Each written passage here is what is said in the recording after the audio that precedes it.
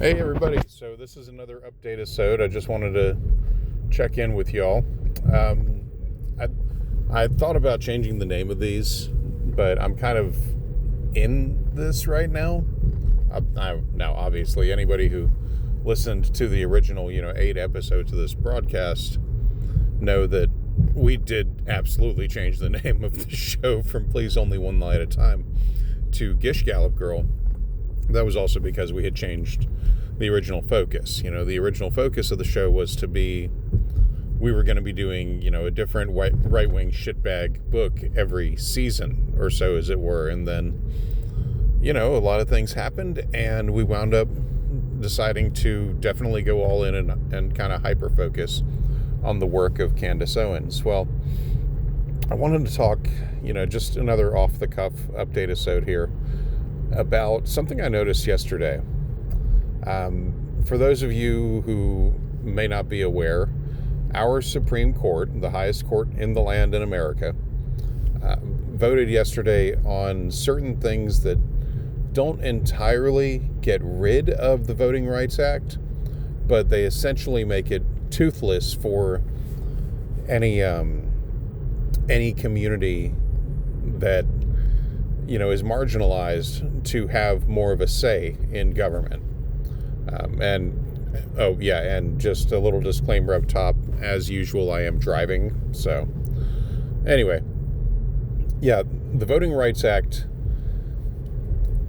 when it was passed, it gave communities a chance to not so much gerrymander, but get voting districts more in their favor with how they actually vote. If, like in this case, it was Louisiana, I believe. The whole idea being that a lot of Louisiana is black folks, and they didn't feel they were being represented.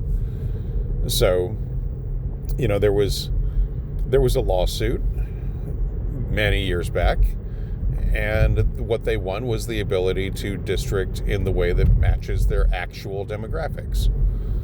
That was a thing that we had to make into a fucking law, because America. Well, anyway, better minds than me have talked about it. Better minds than smarter people than myself, certainly, have discussed what the all but gutting of the VRA as it happened yesterday means. That information is all over the web. If you want to go find it, please be my guest. I'm not talking about that today. What I noticed yesterday, because, I do this, so I was like, well, what did Candace have to say about this? Did she post anything up to Twitter or Instagram or whatever other, stupid social media channel she's deciding to flood the zone with this week? Did she say anything? The answer to that is no. She merely posted up about whatever her most recent, video about Erica Kirk is. I was like, okay, well, Candace is the focus of our show, but let me poke around here and see if anybody else mentioned anything. I got crickets. I got nothing. I was like, huh. All right. Now that's really weird to me. I mean, the focus of this program is Candace Owens, but Tucker didn't have a take, and several of these other people who I don't want to give them any space by saying their names, but they didn't have takes either. I was like, okay. Well, this is different, right? And I can't really put a finger on why. I can certainly think of some reasons, but I don't have any proof for those. But going back around to Candace, she's a black conservative. Now, we've had our doubts, our serious, well-founded doubts that, that Candace even is able to vote. Like, I still put it out there that she is not listed on any of the voting rolls in Tennessee, and not the other states she's resided in. And I find it really hard to believe that she is a voter at all. Now, somebody, I don't remember which forum I was on, but it was easily a year ago. Somebody had mentioned in something when we were having a back and forth openly online. It may have been on Reddit, but they said that, some celebrities or persons of, public interest are able to get things like their residence taken from voter rolls. Like, they'll pay a fee or whatever to make it private. Now, that could have happened, but barring any evidence to the contrary, I'm going to stick with the fact that Candace is a big old liar, has never been photographed or anything with a I voted, sticker or anything like that. She's never provided any evidence beyond her own word that, yeah, I voted for, so-and-so. I voted on this issue, that issue, what have you. She's never gone that far. And, which for someone like herself just points to, okay, she's lying. Because she's hyper online. Like, I can't be torn away from my phone because of my job. And I get that her entire thing is being online, being a mouthpiece on Twitter and on her own media channels and shit. I get that. I'm not gonna knock it, because that's what she does for a living, and that's how we have channel content for y'all. But I'm online a lot, and what I notice from her things and others is that generally when these people vote, even if they can't have a camera or whatever at the polling place, as soon as they are able to, they document that shit, because they document every little facet of their lives, at least as it pertains to whatever their paid political outlook is. So yeah, I just want to go back to, I don't believe she is a voter. Now, that all having been said, like I said before, she didn't say anything regarding the Voting Rights Act legislation. And, you can't chalk it up to, okay, well, she made a video midday, for her whole channel thing. Maybe she didn't get around to it. That doesn't excuse the fact that, again, she is terminally online. Same with Tucker, Same with, like, Alex Jones, all these other numbnuts. They're terminally online. If you scroll their Twitter feed any given day, if you're a free Twitter user like I am and you get to look at maybe 500 tweets a day, you can burn out that 500 tweets pretty quickly by going to any of their feeds and just scrolling that feed exclusively. These people do not stop. They are as fucking brain rot addicted to it as anyone can be. I mean, so yeah, I find it odd. Not the least of which because of how she's very, like, in full-throated support of almost everything that's gone on, regarding Trump and his policies. Now, it can be pointed out that she's tried to do a public breakaway from, associating her image with his, to the point that Trump posted up a very, very terrible mock-up Time magazine photo, declaring her the worst person of the year and putting her face into a washed out filter with, like, a do-rag and some lip damage and stuff. It's gross, and I'm not going to be linking to it or anything. If you want to find it, it's out there. Candace used it as some sort of, thing, some sort of content for her to have a video, and I haven't covered that yet. The fact that these people are out there fighting each other. Of course, my thought on it is let them fight. Fuck it. Who cares? But she is not going to be able to escape the fact that, she pushed really hard for Trump to the point of running open, public, bogus investigations on Kamala Harris's family. We covered that here and there. So I don't want to retread into that water, but of course we all know it was bullshit. And I gave up the reasons early on, and then later, as we had to actually handle more of that crap. But yeah, I don't I can't see why she wouldn't be on the VRA stuff unless she knew it would be a bad look, because the gutting of the Voting Rights Act affects everyone. Everyone but, a certain subset of people here and there. This thing is going to have implications into the future that none of us can see right now. People can guess at it. I've read a lot of doomsaying about it. Not something to the point of like Trump being a dictator or anything like that, although he certainly would love to be.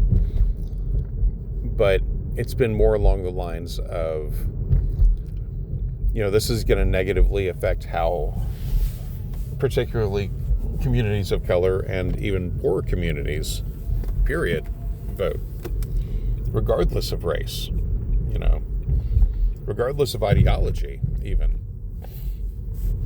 This is going to have an effect. This is going to have an outward effect on everybody. So yeah, it's one of those things that really remains to be seen. But when things like when Roe v. Wade was overturned and the power of abortion was directed to the states themselves, people like Candace were immediately on it.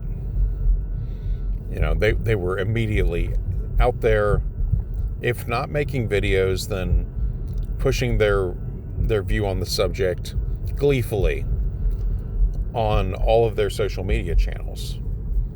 They couldn't get enough of it. Well, this whole Voting Rights Act thing, like I said, this affects everybody the same way that an abortion ruling did. But where the hell are they? Where's the MAGA at? This is one of their many stated things. This is, a thing that's outlined in Project 2025. Where are they at? And I think a large part of it is aligning themselves with this really puts them in a bad spot.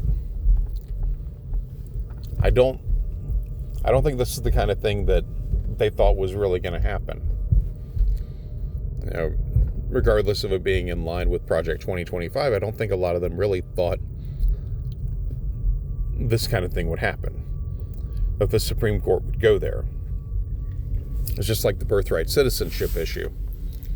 Even the most extreme people in that camp don't really seem to think that the Supreme Court would do that.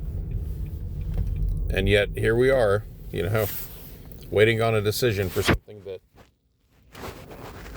as far as anyone alive is concerned, was decided. Give me a second here. I pulled into a parking space. Had to get some coffee.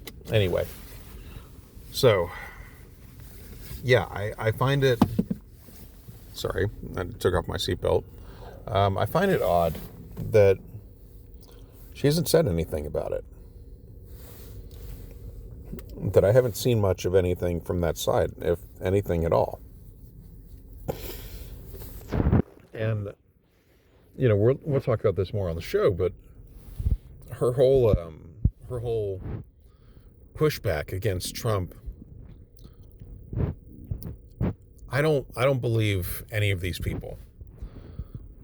You really can't believe them, because they've proven themselves to be liars time and again. Candace especially, obviously, we have an entire show about it. But yeah, what I think, my belief on it, though, what I do believe is that with all of this, Iran war stuff, with blockading the Strait of Hormuz so that traffic can't get in or out, with all of this bad business going on, and, the obvious thing that Trump has been the attack dog for the state of Israel this time around. Not that him and other politicians haven't been in the past, but this is attacking Iran on entirely false means, whatever way you want to look at it.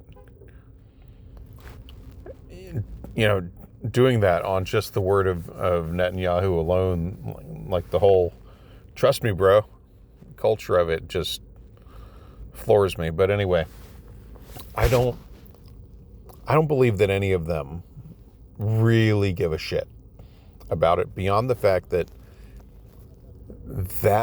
closure of the Strait of Hormuz, that expense that's being felt in markets around the world, I believe that fucked up the bag. That's what I believe. I believe that it fucked up the bag, meaning it messed with the money hard. Because especially in Candace's case, her husband works in he has both a PR firm, and his family money is built around the metals trade, which again is a global commodity trade, as most things are. If you talk about lumber and say Canada or China has an issue getting lumber out, or Russia, if these countries have issues getting lumber out, it affects lumber prices across the world. Not just locally to them, but everywhere. It's the same thing with any other market. We're seeing it, most consumers are seeing it at the pump with oil, but it happens with metals too. It happens with fertilizer too. We could see decreased crop yields around the world this year because less, components to fertilizer, if not actual fertilizer itself, has been locked away. We're going to feel a lot of these other effects down the line. Because if these things if you're not getting the ingredients of a thing out, well, then the people that work on that, let's say you get fertilizer components to a factory somewhere. The people that work on that, if the ingredients aren't coming in, they justifiably don't have jobs. And unless they're on salary, which is super rare, they're not getting paid. If they're not getting paid, it's a spiral in all kinds of directions. If they're not getting paid, they got to withhold money for their own rent, which means they're buying less groceries, out there doing less fun shit, not participating in the economy. Excuse me. They're not doing the things that make the wheels on the bus go round, as it were. And this has implications across the board. Things that we can't even see yet are getting affected by this. And you can bet that somebody that's invested in metals is having a time of it right now. One of the things that I found out only recently that made me scream, and we'll cover it on the show because I haven't told Matthew about this yet, so y'all are getting it first. He doesn't listen to these, so I feel safe in talking about it. At least I don't think he listens to these. If you're listening, boy, stop. He's my son, remember that. Anyway, so there's been this big push in right-wing social media circles, going back before the time of social media, where they were trying to get fluoride out of municipal water systems. Okay. I couldn't really put my hand on. I couldn't really wrap my mind around that. They gave all kinds of bullshit, reasons for this. Saying things like an abundance of fluoride would calcify the pituitary gland in your brain, like all kinds of crazy shit, right? And they would point to things like locations in the world where fluoride occurs naturally, and the people there are, horribly affected by it when it shows up. If they tap into a spring and the spring has a bunch of fluoride and they drink from it, they don't realize it, and then people get sick or die or what have you. So opponents of fluoride have been on that tip for years.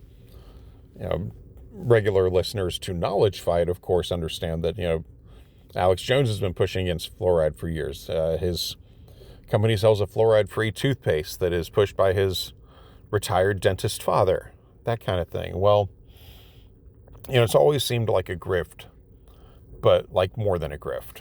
And I was listening to NPR recently, and they were talking about how, among everything else, with this war in Iran and the Gaza genocide and all this stuff, they started talking about how components to fluoride were being held up in manufacture because the facilities that manufacture the components to fluoride, a lot of them are located in Israel, and these factories have been bleeding young men into the Israeli war machine. The IDF has been calling up these able-bodied young men and women, presumably, but mostly young men, into the war machine of their apartheid fascist state. Well, if you don't have the workers because they're being churned into meat grinders, then you don't have the components. And if you don't have the components, that makes it really hard to manufacture the stuff. As far as I understand, the fluoride that goes into things like toothpaste is not going to be affected. What's going to be affected are the components that make up the fluoride that goes into your municipal water system. Very few municipal systems, meaning systems that are done by a city. Like in our case, we live in Minneapolis. So depending on the town that you live in here, like if you live in Minneapolis, the Minneapolis, water authority, let's call it that. I can't remember the exact term, even though I cut these people a check every month. The Minneapolis Water Authority handles putting the fluoride in our water. Same thing with our nearby towns of Golden Valley and Crystal and stuff like that. Unless they're working in conjunction with another utility, they handle putting the fluoride in the water of their town or county or whatever it is, wherever you are. Well, because they have to work within guidelines, too much fluoride is bad for you. So they have to work within guidelines to get a proper amount in there. So they're always testing the water and tweaking what gets added or subtracted to it. So fluoride is sold in components for that reason. Just like any other recipe. If you have, let's say you're making a garlic bread, right? Well, if you have a really powerful, excuse me, if you have a really powerful, black garlic, or, you've got a jumbo elephant garlic or something like that, you're going to use a different amount of that any given time you're making this recipe. So you're going to use a different amount of that. You're going to use, a little more or less parsley to cut the sharpness of the garlic that you're using. or the bread that you're using. If you're doing it on a classic baguette as opposed to like a ciabatta or something like that, or just some white bread. Nothing wrong with that. I love garlic bread across all phases of itself. But anyway, you're going to tweak what you're using with everything else. That's just how recipes and food work. Same as with anything in life, really. But yeah, fluoride in your water is no different. And the country that makes a lot of those components is Israel. And due to the Strait of Hormuz thing and the stupid ass wars and shit, those supplies are going to get disrupted as well. They already are. So, that this has really fucked with everyone on some level. Because having fluoride in municipal systems has been shown to be a social good, a social medical good for people that doesn't cost much of anything for a municipality to include it in their water system. It really doesn't. Well, we get these people that are doing this shit. We're attacking Iran. They close off the Strait of Hormuz. And it's only really beginning to spiral into, oh yeah, I forgot about Israel's war in Lebanon. Another fucking practical genocidal situation there. I mean, and the people fighting back for the people of Lebanon, aside from their own military, is what is it? It's not Hamas. It's I can't remember right now, but yeah, they have their own freedom fighters and stuff there. So yeah, this is all a big churn that we should have had no part in. No other country should have had a part in that. We shouldn't be giving guns and shit to Israel to make war on their neighbors. But we have been for decades, and it doesn't look like anybody wants to stop the process. But yeah, so we've got fluoride disruptions. And I come back to that because, again, it almost always comes back to anti-Semitism. You look at any long-held, and I'm not saying the state of Israel is, you can dislike the state of Israel. I certainly do, and I'm Jewish. You can dislike the state of Israel. You can dislike the shit that they do. That is not anti-Semitic. No, what is anti-Semitic is painting all Jewish people with the same brush. Which I would never engage in. I do have to stop myself from sneering at houses that have these little signs out in the yard that say, "We stand with Israel." It's like, man, no. Especially right now. No, fucking no. Now, if they were actually the gentle lamb state that they want people to believe they are, yeah, sure, whatever. But anyway, like I said, it always comes back to anti-Semitism with these people. I would find it hard to believe that they would not know that we get fluoride components sent to city water systems from Israel. I had never heard it put that way before until recently. When I heard the story, I was driving. I had to stop my car and just get out and take a walk for a bit because it crashed in on me that for decades, these people have been on a, no fluoride in the city water systems. It does this, it does that, making up all kinds of bullshit, scaremongering people into believing that this was some sort of thing that was gonna wreck humanity, even though it had shown no evidence of that whatsoever. It was gonna wreck humanity. And then you get right down to it. And the question I had not been asking forever was, how does this relate to Jewish people? And the answer was always there. I never looked for it. The fact that they manufacture all of these components for fluoride systems, it brought it all home to me that you pick any like social push, any political push that these people have, and by that I mean the Nazis, the alt-right, the conservatives who never bother to look past the very top layer of anything. You look into any of these things with these people, and it almost always comes back to anti-Semitism.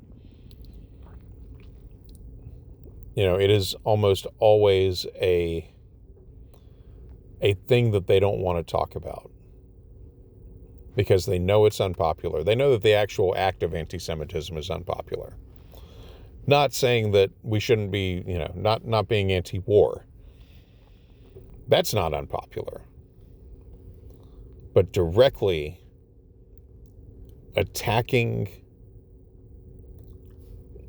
Jewish people for this, that's what I find most appalling. And I heard about that on NPR. The whole, the whole thing of the fluoride components, the fact that the companies aren't being able to manufacture it due to a lack of manpower because their youngest and most fit workers are being sent off to the various wars that Israel has. So yeah, I wasn't likely about to hear anything about that from any of the right-wing shitbags.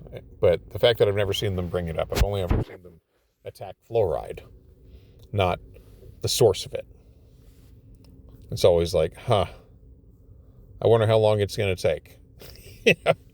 How long is it going to take for them to start spinning up those stories? But yeah, like I said, I haven't heard anything from Candace about this Voting Rights Act business. I haven't. And I firmly believe that the only reason she's anti-Trump right now, the only reason any of these people are, is because his actions have severely fucked with the bag and screwed over the global markets in such a way that I would hope that many of them are losing money due to their investments, due to shit being disrupted. The consistent gravy train of capitalism of saying that, these things will always be available, has proven itself yet again to be wrong thinking.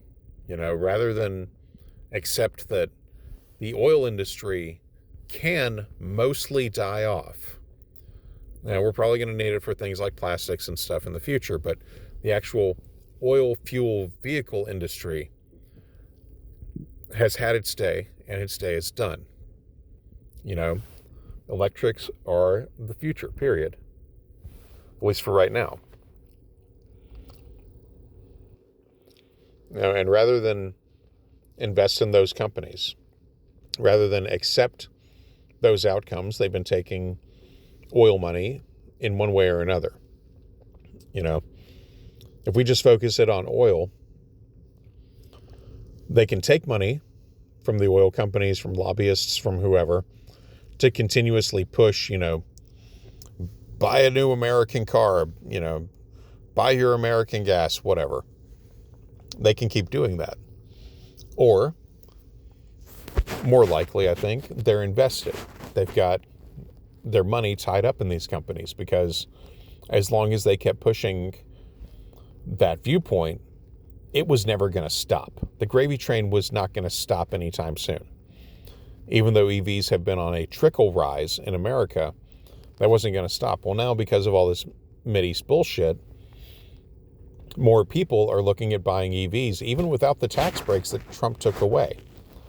They're looking at buying them. They're looking at buying the used ones because what happened in the EV world was people that had EVs on lease, where you give the car back after a couple of years or whatever. Those EVs that were on lease, a lot of people opted not to buy them when the lease agreements came due because they were like, if the tax brake isn't there. I don't want it. So, they let them go. Well, then you wind up with a bunch of dealers that have an absolute glut of these vehicles that they now need to get rid of. And so they're selling them at well below market rates just to get them off the lots. This is pretty standard car shit. Well, anyway, they're moving all these things. And they start moving more of them because now they're cheaper. With or without the tax break, they're cheaper than they were.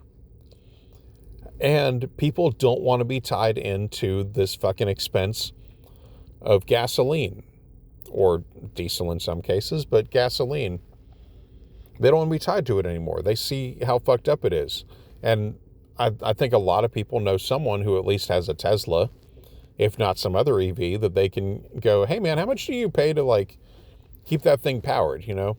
What do you do? So, yeah, it's been interesting, if nothing else, to watch this stuff fall apart and flounder. But, yeah, it's still coming back around to the start of this. It still gets me that I didn't see any of them really post anything about the VRA yesterday, the Voting Rights Act. I didn't see it. I think it's funny. That's all. All right, everybody. Well, I will let y'all go on that one, and hopefully we will have another actual episode soon. Take care, stay safe, and yeah, just times are going to be weird and rough for a while. Just keep you and yours safe. All right, that's it. Bye.